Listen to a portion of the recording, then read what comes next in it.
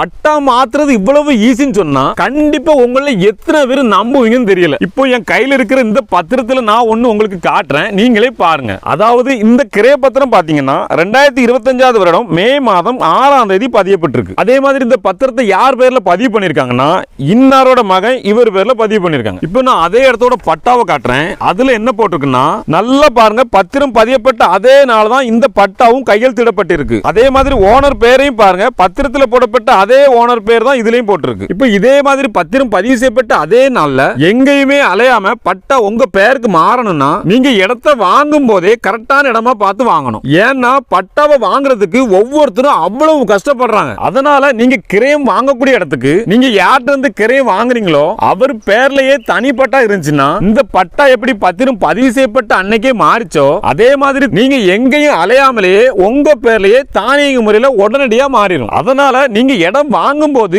தனிப்பட்டா இருக்கிற இடமா பார்த்து வாங்கினீங்கன்னா உங்களுக்கு அலைச்சல் மிச்சம்.